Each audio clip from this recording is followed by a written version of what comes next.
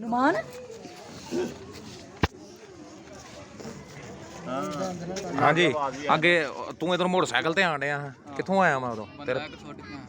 ਬੰਦਾ ਮਾਰ ਕੇ ਆਇਆ ਸ਼ਿਰਕ ਕਰਦਾ ਅੱਛਾ ਸ਼ਿਰਕ ਆ ਕਰਦਾ ਸੀ ਤੇ ਕਹਿੰਦਾ ਸੀ ਕਿ ਜਿੰਨੇ ਹੱਜ ਉਮਰਾ ਕਰਨਾ ਬੁਲਾਰ ਆ ਜੀ ਬੁਲਾਰ ਬਾਬਾ ਬੈਠਾ ਦਾ ਇਹਦੇ ਸਿਰ ਤੇ ਦੁਨੀਆ ਚੱਲਣ ਦੀ ਹੈ ਇਹਦੇ ਸਿਰ ਤੇ ਸਾਰੇ ਕੰਮ ਹੋਣ ਮੈਂ ਕਿਹਾ ਨਹੀਂ ਆ ਗਲਤ ਕਰਨ ਡਿਆ ਕਹਿੰਦਾ ਨਹੀਂ ਨਹੀਂ ਇਹ ਗੱਲ ਸਹੀ ਹੈ ਮੈਂ ਅੱਛਾ ਤੂੰ ਬਾਬੇ ਨੂੰ ਮੰਨਣਾ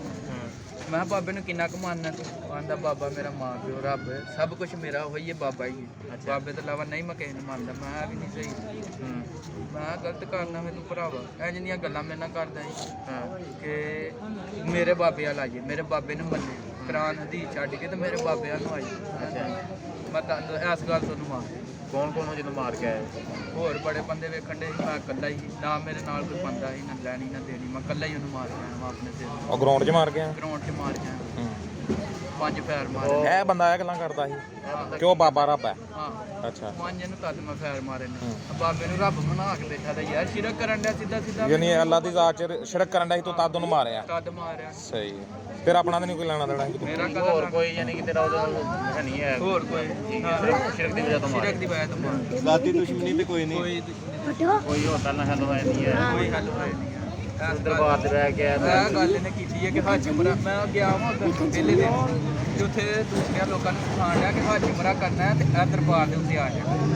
ਦੂਸਰੇ ਮੈਂ ਤਾਂ ਉੱਧਰ ਪਹਿਲਾ ਦਿਨ ਹੀ ਮੇਰੇ ਵਾਲ ਦੇਖ ਕੇ ਚੁੱਪ ਹੋ ਗਿਆ ਪੁਰਾਣੇ ਬੰਦਿਆਂ ਨੂੰ ਆਪਣੇ ਨੂੰ ਸਮਝਾਉਣ ਡਿਆ ਸਿੱਧਾ ਸਿੱਧਾ ਮੈਨੂੰ ਸ਼ਿਰਕ ਦੱਸਦਾ ਸੀ ਮੈਂ ਇਹਨੂੰ ਆਖਿਆ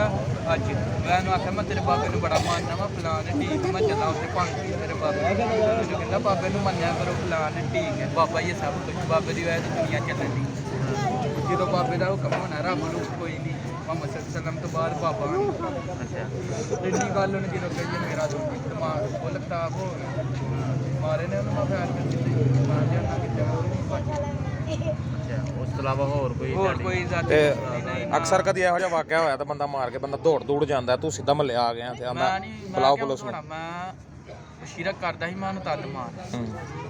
ਮੈਂ ਤਦ ਨਹੀਂ ਦੌੜਿਆ ਨਾ ਕੋਈ ਮੈਨੂੰ ਡਰ ਹੈ ਨਾ ਮੈਨੂੰ ਆਪਣਾ ਡਰ ਹੈ ਮੈਨੂੰ ਤਾਂ ਪਤਾ ਜਦੋਂ ਆਣੀ ਹੈ ਰੱਬ ਵੱਲੋਂ ਉਦੋਂ ਆ ਜਾਂਦੀ ਹੈ 2 ਦਿਨ ਪਹਿਲਾਂ ਗਈ ਤੇ 2 ਦਿਨ ਬਾਅਦ